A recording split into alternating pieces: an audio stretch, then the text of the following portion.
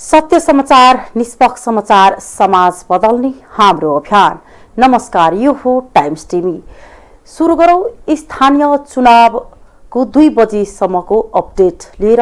यति बेला हामी उपस्थित भइसकेका छौं जनकपुर धाम उपमहानगरपालिकामा मेयर पदका स्वतन्त्र उम्मेद्वार मनोज शाहले अग्रता कायम राखेका छन्।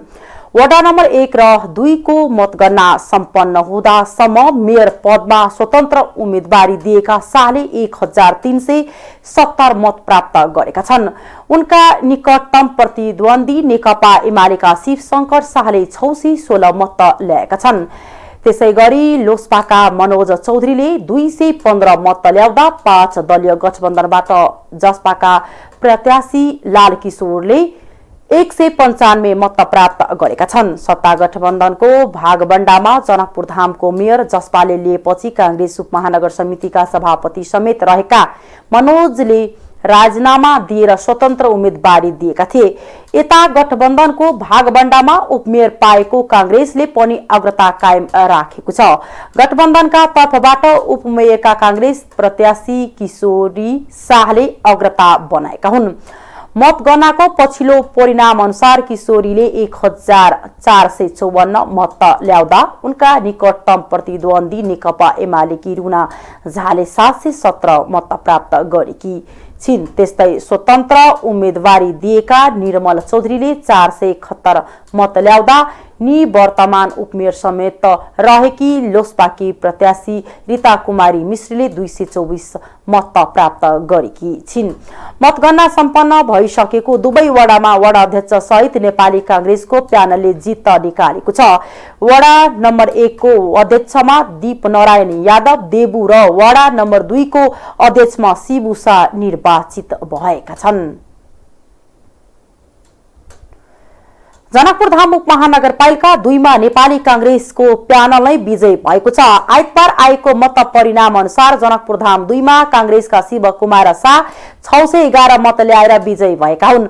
उनका निकटतम प्रतिद्वन्दी नेकपा यसका अशोक कुमार गुप्ताले 295, नेकपा एमालेका सन्तोष कुमार शाहले 157 मत ल्याएका हुन्। यस्तै कांग्रेसबाटै महिला सदस्यमा सीता देवी शाह 558, दलित महिला सदस्यमा धनेश्वरी देवी मुखिया 553, सदस्य अमित कुमार शाह 499, महेश खतबी 423 मत ल्याएर विजयी भएको मुख्य निर्वाचन अधिकृतको कार्यालय जनकपुर धामले जनाएको छ। यस अघि वडा नम्बर 1 मा समेत कांग्रेसको पुरै प्यानल विजयी भएको हो। अहिले अन्य वडाको मतगणना हुँदैछ। धनुषामा माओवादी केन्द्रले खाता खोलेको छ। धनुषाको कमला नगरपालिका वडा नम्बर 1 मा नेकपा माओवादी केन्द्रले वडा जित्दै खाता खोलेको हो। माओवादी केन्द्रका सर्वोदय यादव 991 मत प्राप्त गरी वडा अध्यक्षमा विजयी भएका हुन्। उनले निकटतम प्रतिद्वन्दी जनता समाजवादी पार्टीका वडा अध्यक्षका उम्मेद्वार राजकुमार यादव भन्दा 426 मतान्तर सहित विजयी भए। जसपाका राजकुमारी मात्र 565 मतमा सीमित भए।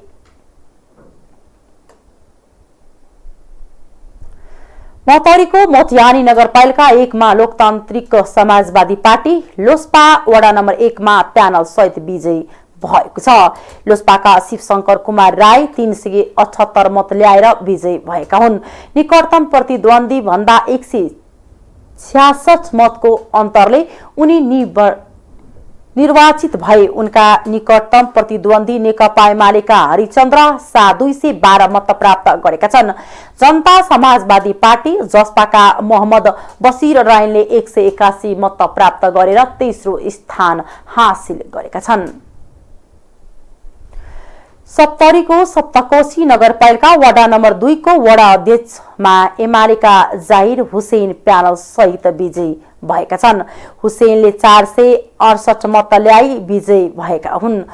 हुसैनका प्रतिद्वन्दी माओवादी केन्द्रका मधुकर चौधरीले 348 मत प्राप्त गरेका छन्। वडा सदस्यहरूमा पनि एमालेकै उम्मेद्वार विजयी भएका छन्। वडा नम्बर 2 को मत गणना सकिदाको मत परिणाम अनुसार मेयरमा कांग्रेसका कृष्ण प्रसाद ढकालले 1427 मत पाएका छन् भने एमालेका उत्तम कुमार शर्माको 899 मत आएको छ। यस्तै उपमेयरमा कांग्रेसकी रीता कुमारी चौधरी 1121 मत ल्याएकी छिन् भने एमालेकी संगीता चौधरी 900 मत प्राप्त गरेकी छिन्। सप्तकोशी नगरपालिकामा 15,421 मत रहेकोमा 11,502 मत खसेको थियो। वडा नम्बर 2 मा जम्मा 1247 मत खसेको थियो। वीरगञ्ज महानगरपालिकाको मेयरमा जनता समाजवादी पार्टी जसपाका राजेश मान सिंहले अग्रता फराकिलो पार्दै लागेका छन्। 3,579 मत गन्ना हुँदा सिंहले नेकपा एमालेका उम्मेद्वार विजय सरावगिली भन्दा 1,063 मत बढी ल्याएका छन्। सिंहले 1,810 मत ल्याउँदा सरावगिले 747 मत ल्याएका छन्। मेयरमा राष्ट्रिय प्रजातन्त्र पार्टी राप्रपाका गिरीश गिरीले 45 मत ल्याएका छन्। उपमेयरमा नेपाली कांग्रेसका इम्तियाज आलम 1373 मतका साथ अग्र स्थानमा छन्। लोकतान्त्रिक समाजवादी पार्टी लोसपाका पुरुषोत्तम लाल झाले 183, राप्रपाकी बिना जसवालले 72, स्वतन्त्रकी रम्भा मिश्राले 102 मत ल्याएका छन्। काठमाडौँ महानगरपालिकाको मेयरमा स्वतन्त्र उम्मेद्वार बालेन शाहको अग्रता कायमै छ। 6,982 मत गन्नामा शाहले 2,820 मत प्राप्त गर्नुभएको छ। उहाँलाई पछ्याइरहनुभएका नेकपा एमालेका उम्मेद्वार केशव स्थापितले 1,743 मत प्राप्त गर्नुभएको छ। यस्तै गठबन्धनतर्फ कांग्रेसकी सृजना सिंहले 1,449 मत प्राप्त गर्नुभएको छ। राप्रपाका मदनदास श्रेष्ठले 271 र स्वतन्त्र उम्मेद्वार सुमन सामीले 267 मत प्राप्त गर्नुभएको छ। उपमेयरमा एमालेकी उम्मेद्वार सुनिता डङ्गोलले अग्रता बनाइरहनु भएको छ। उहाँले 2,705 मत प्राप्त गर्नुभएको छ। गठबन्धनतर्फ एकीकृत समाजवादीका रमेश्वर श्रेष्ठले 783 मत प्राप्त गर्नुभएको छ। मत गणना जारी रहेको छ। भरतपुर महानगरपालिकामा दिउँसो 2 बजेसम्म 4,877 मत गणना भएको छ। गठबन्धनतर्फ माओवादीकी उम्मेद्वार रेणु दाहालले 1,727 मत पाउनु भएको छ। यस्तै एमालेका विजय सुवेदीको पक्षमा 1,647 मत खसेको छ। बागी उम्मेद्वार जगन्नाथ पौडेलले 579 मत प्राप्त गर्नु भएको छ। मतगणना जारी रहेको छ।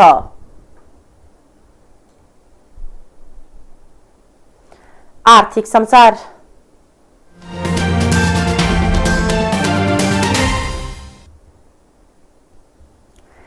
कृषि क्षेत्रमा जाने सहुलियत कर्जाको आकार दोब्बर भए पनि खाद्य वस्तुको बढ्दो आयात नियन्त्रणमा त्यसले योगदान गर्न सकेको छैन। व्यापारी व्यवसायले कृषिका नाममा कर्जा लिएर नफामुलुक व्यवसायमा लगानी गर्दा उत्पादन नबढेको कृषि अभियन्ता बताउँछन्। नेपाल राष्ट्रिय बैंकका अनुसार 1 वर्षको अवधिमा विभिन्न बैंक तथा वित्तीय संस्थाबाट कृषि क्षेत्रमा प्रभावित सहुलियत कर्जा दोब्बर भएको छ। 2077 फाल्गुनसम्ममा कृषि क्षेत्रमा 88 अर्ब 29 करोड रुपैयाँ बराबर सहुलियतपूर्ण कर्जा गएको थियो। 2078 फाल्गुनमा उक्त कर्जा बढेर 1 खर्ब 60 अर्ब 51 करोड रुपैयाँ पुगेको छ। अनुदान बाहेकको समेत जोड्ने हो भने कृषि क्षेत्रमा गत फाल्गुनसम्ममा गएको कर्जा 3 खर्ब 76 अर्ब 47 करोड रुपैयाँ पुग्छ। कृषि क्षेत्रमा जाने सहुलियतपूर्ण कर्जाको आकार दोब्बर हुँदा कृषि उत्पादन बढ्नु पर्ने हो। फलस्वरूप खाद्यान्न आयात प्रतिस्थापना गर्नु हुनुपर्ने थियो, तर तथ्याङ्कले त्यस्तो देखाउँदैन। उल्टै कृषि वस्तुको आयात बढेको देखिन्छ। वनसार विभागको तथ्याङ्क अनुसार आर्थिक वर्षको फाल्गुनसम्ममा धान, चामल, गहुँ, कोदो, मकै लगायत खाद्यान्न करिब 42 अर्ब रुपैयाँ बराबरको आयात भएको थियो। चालु आर्थिक वर्षको चैतसम्ममा खाद्यान्न आयातको ग्राफ बढेर करिब 60 अर्ब रुपैयाँ पुगेको छ। विभागको तथ्याङ्क अनुसार चालु आर्थिक वर्षको चैतसम्ममा 59 अर्ब 29 करोड 70 लाख रुपैयाँ बराबरको खाद्यान्न आयात भएको छ। सबैभन्दा बढी आयात हुने खाद्य वस्तुमा धान, चावल, मकै, गहुँ, कोदो लगायत छन्। गत श्रावणदेखि चैतसम्ममा 19 अर्ब 19 करोड 82 लाख रुपैयाँ बराबरको 37 करोड 20 लाख 87 हजार किलो सेमी पोलिस्ड चामल नेपाल भित्रिएको छ। त्यसै गरी 4 अर्ब 49 करोड 63 लाख रुपैयाँको 6 करोड 3 लाख 58 हजार किलो पोलिस नगरिएको चामल आयात भएको छ। विभागका अनुसार 14 अर्ब 97 करोड रुपैयाँ बराबरको 50 करोड 88 लाख 78 हजार किलो धान आयात भएको छ। त्यसै गरी 24 करोड 83 लाख रुपैयाँ बराबरको 16 लाख 99 हजार किलो धानको बिउ आयात गरिएको छ। विभागको तथ्याङ्क अनुसार चालु आर्थिक वर्षको चैतसम्ममा मकैको वर्णशंकर जातको बिउ सहित खान प्रयोग हुने मकै 15 अर्ब 50 करोड रुपैयाँ बराबरको 41 करोड 80 लाख 11 हजार किलो आयात भएको छ। 2 करोड 71 लाख रुपैयाँ बराबरको 8 लाख 5 हजार किलो कोदो आयात भएको छ। 5 अर्ब 28 करोड 96 लाखको 16 करोड 68 लाख 5 हजार किलो गहुँ र गहुँको बिउ आयात भएको भन्सार विभागको तथ्याङ्कमा उल्लेख छ। खाद्यका लागि कृषि अभियानका संयोजक उद्धव अधिकारी कृषिको सहुलियत कर्जा वास्तविक किसानसम्म नपुग्दा यस्तो स्थिति आएको बताउँछन्। वास्तविक किसानले सहुलियत कर्जा नपाउने तर व्यापारीले लिएर कृषिको सट्टा घर जग्गा लगायत अन्य नफामुलुक व्यवसायमा लगानी गर्दा खाद्यान्न आयातको मात्रा हरेक वर्ष बढ्दै गएको उनको तर्क छ। राष्ट्रिय बैंक र भन्सार विभागको तथ्याङ्क सार्वजनिक भएर वास्तविकता बाहिर आएपछि सम्बन्ध निकायले अनुगमन गरेर कमजोरी सुधार गर्नेतर्फ जानुपर्ने हो। त्यसो नहुँदा समस्या जहाँको तहीँ छ। उनले भने सरकारले कृषिका लागि छुट्याउने बजेट पनि पछिल्ला वर्षहरूमा निरन्तर बढेको तथ्याङ्कले देखाउँछ। आर्थिक वर्ष 2076-77 मा सरकारले कृषिका लागि विनियोजन गरेको कुल बजेट 34 अर्ब 80 करोड थियो। आर्थिक वर्ष 2077-78 मा यसको आकार बढेर 41 अर्ब 40 करोड हुँदै चालु आर्थिक वर्षमा आइपुग्दा 45 अर्ब 9 करोड रुपैयाँ पुगिसकेको छ। आगामी आर्थिक वर्षको बजेटमा पनि कृषि क्षेत्रलाई उच्च प्राथमिकतामा राख्ने सरकारको योजना छ। कृषि तथा पशुपन्छी विकास मन्त्रालयका प्रवक्ता प्रकाश कुमार सञ्जेलका अनुसार यति हुँदाहुँदै पनि कृषिजन्य वस्तु तथा प्रमुख खाद्यान्नको आयात प्रतिस्थापना हुनको साटो दिनदिनै आयात बढ्दै गएको छ।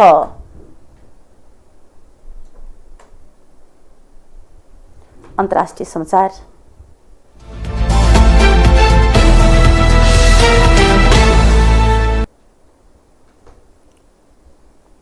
संयुक्त अरब एमिरेट्स यूएई का नयाँ राष्ट्रपतिमा शेख मोहम्मद बिन जायद अल नहायान चयन हुनुभएको छ। यूएई का राष्ट्रपति तथा अबुधाबीका राजा शेख खलिफा बिन जायद अल नहायानको निधन भएपछि उहाँको सौतेनी भाइ नयाँ राष्ट्रपति चयन हुनुभएको एएफपीले जनाएको छ। खलिफा बिन जायदको हिजो शुक्रबार निधन भएकोमा यूएई को संघीय सर्वोच्च परिषदले आज शनिबार शेख मोहम्मद बिन जायदलाई राष्ट्रपति चुनेको हो। खलिफा बिन जायद सन् 2014 मा हृदयघातका कारण हिडुल गर्न नसक्ने गरी थलिएपछि शेख मोहम्मद बिन जायद अल नाहायानले राजकाजको कार्यकारी भूमिका सम्हाल्दै आउनु भएको थियो। मोहम्मद बिन जायद सन् 1971 मा अरब प्रौद्योगिकीमा रहेका 7 वटा ससाना एमिरेट मिलेर गठन भएको संयुक्त अरब एमिरेट्सको तेस्रो राष्ट्रपति बन्नु भएको छ। यूएई को शासनका लागि 7 सदस्य एमिरेटका राजा सम्मिलित रहने संघीय सर्वोच्च परिषद निर्माण गरेको छ। यूएई मा सम्मिलित 7 मध्ये सबैभन्दा ठूलो एमिरेट अबुधाबीका राजा सहित यूएई को राष्ट्रपति हुने व्यवस्था छ। त्यस्तै दोस्रो ठूलो एमिरेट्स दुबईको राजा प्रधानमन्त्री हुन्छन्। हस्, हेर्दै गर्नुहोला टाइम्स टेलिभिजन। फेरि पनि नयाँ अपडेट लिएर उपस्थित हुनेछौं।